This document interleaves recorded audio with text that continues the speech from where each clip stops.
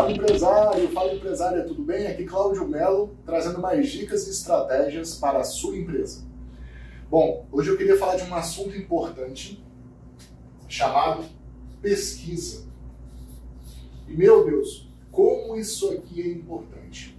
Isso aqui te tira de várias furadas, inclusive de perder tempo e dinheiro à toa. Então, a primeira coisa que eu quero te dizer é: não monte uma loja ou fabrique um produto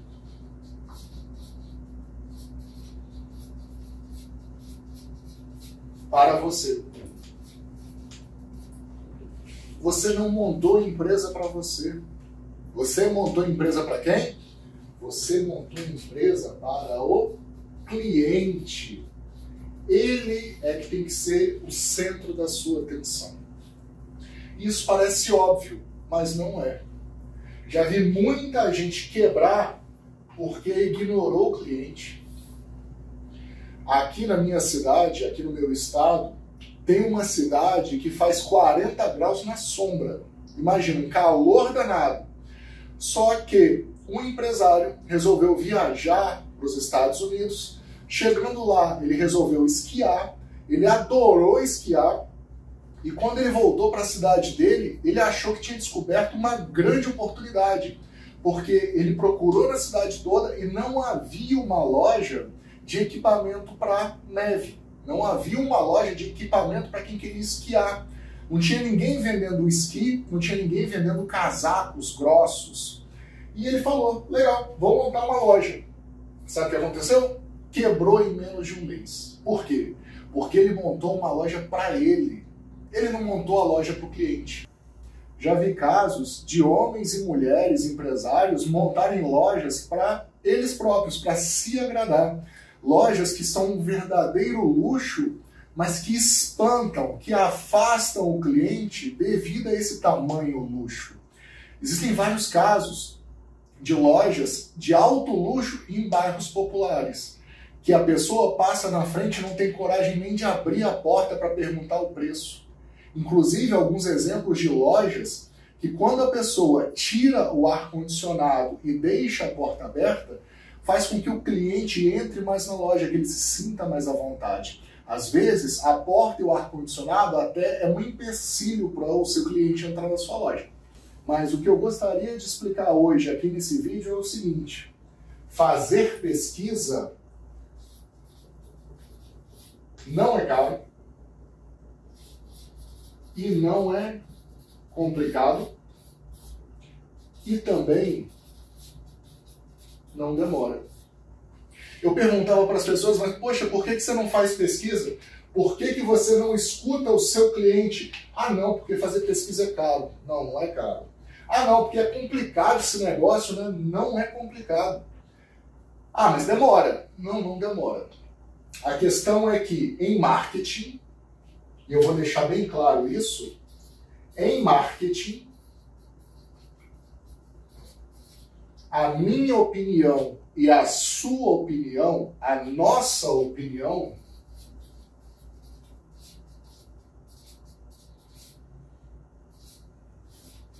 não vale nada. A opinião de quem que tem que ser ouvida? Mais uma vez, a opinião do seu cliente. Agora, uma coisa que eu preciso te alertar, e isso é muito sério. Você precisa fazer a pesquisa da sua empresa. Ah, eu posso passar para o estagiário? Não. Eu posso passar para o meu gerente? Não. Por quê? Porque é você que tem que conhecer o cliente. Uma vez eu estava dando um treinamento, passei como tarefa para o dia seguinte realizar uma pesquisa de apenas 10 perguntas, ou de até 10 perguntas, e eu sugeri que essa pesquisa fosse realizada com 30 pessoas. O empresário chegou no supermercado dele: estagiário, chega aí.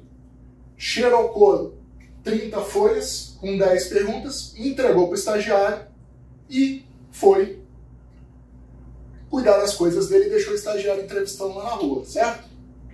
Por o azar dele, eu estava hospedado num hotel perto do supermercado dele. E passando na frente, o estagiário dele começou a me entrevistar. E quando eu perguntei para que essa entrevista, ele disse, o meu patrão está fazendo um curso. E ele pediu para eu entrevistar essas pessoas. Chegando a hora do curso, chegando ao período do curso, quando eu me encontrei novamente com esse empresário, eu expliquei para ele que não adianta ele terceirizar essa tarefa. Ele não pode delegar essa tarefa para outras pessoas. Por quê? Porque ele, empresário, dono da empresa, é que tem que sentir o cliente.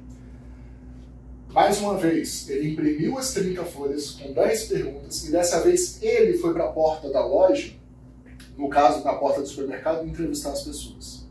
E aí ele entendeu o motivo. Estava passando uma senhora na rua e ele foi entrevistar a pessoa.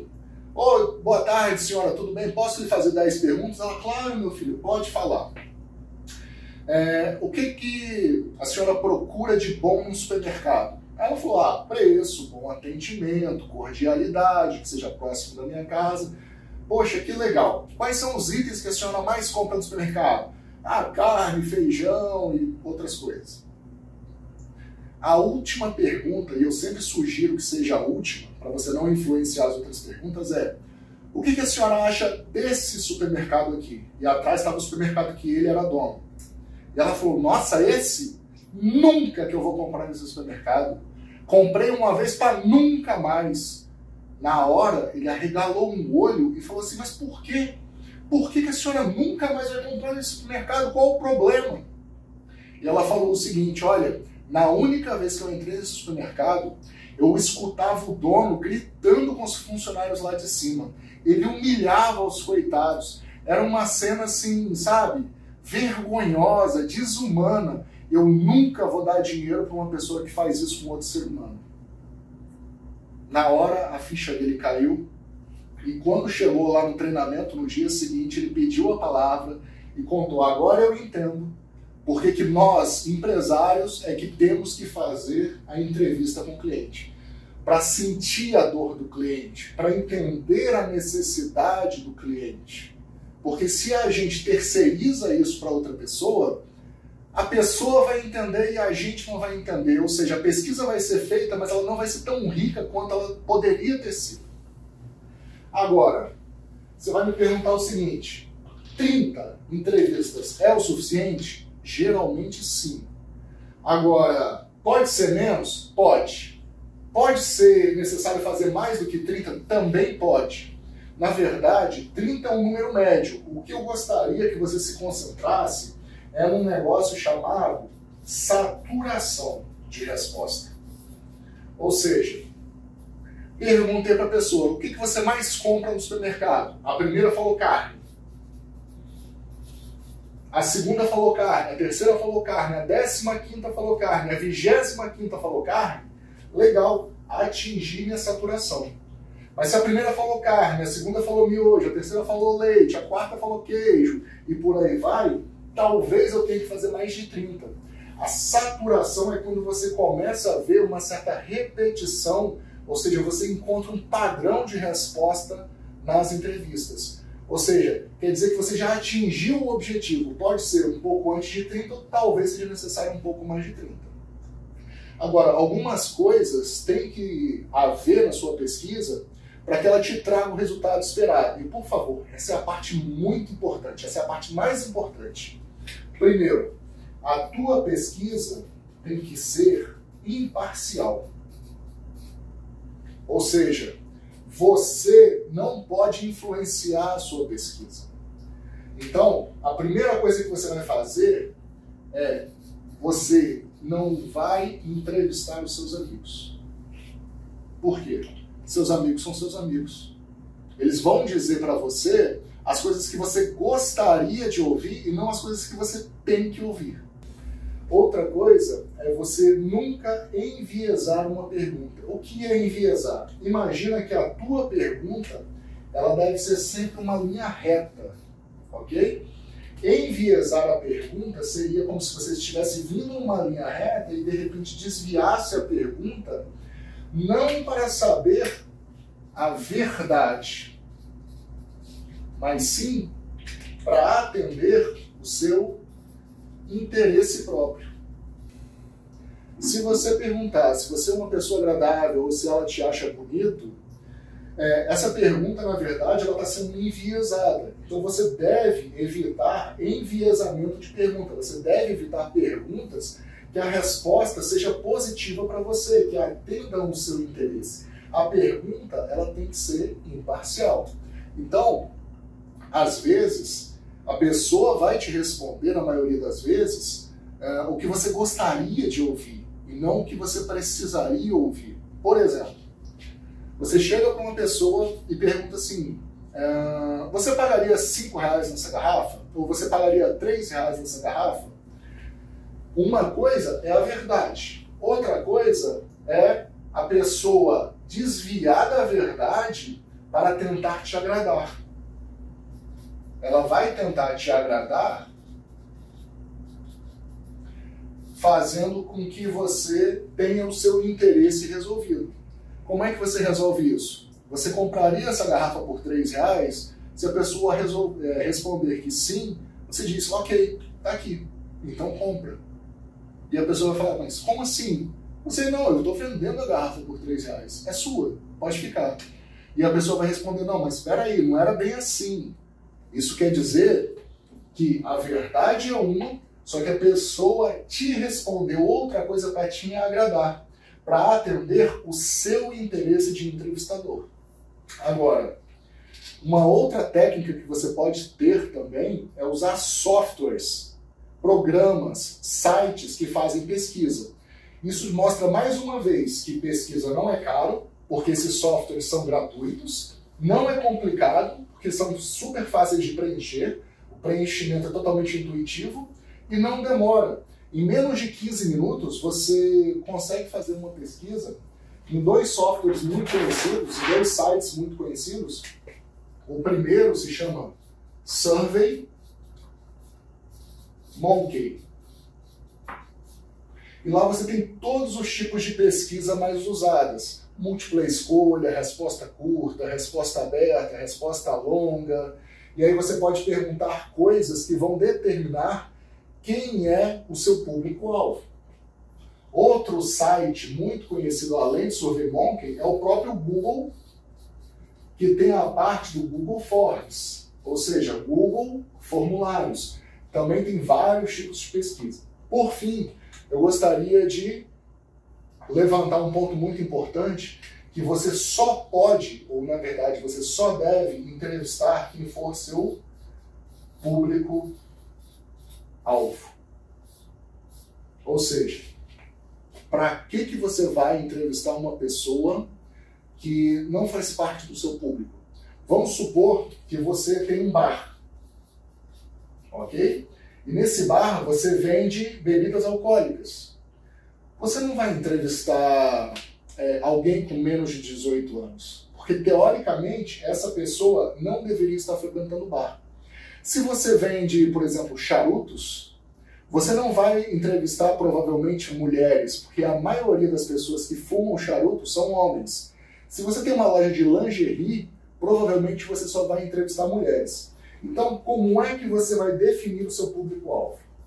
Você vai definir o seu público-alvo através de 4 letras que formam a palavra sair. Seu público-alvo, a primeira coisa que você vai definir é qual o sexo do seu público-alvo. E aqui ele pode ser masculino ou feminino, ok? Depois, você vai definir qual é a área que o seu público-alvo está. Ou seja, é a sua cidade? É o seu estado? É o seu país? E aqui no caso pode ser país, porque você pode resolver vender pela internet. Depois, você vai definir qual é a idade do seu público-alvo. É acima de 18? É entre 30 a 50 anos, por exemplo, consumidores de charuto, não sei. E por fim, qual é a renda do seu público-alvo? É acima de um salário?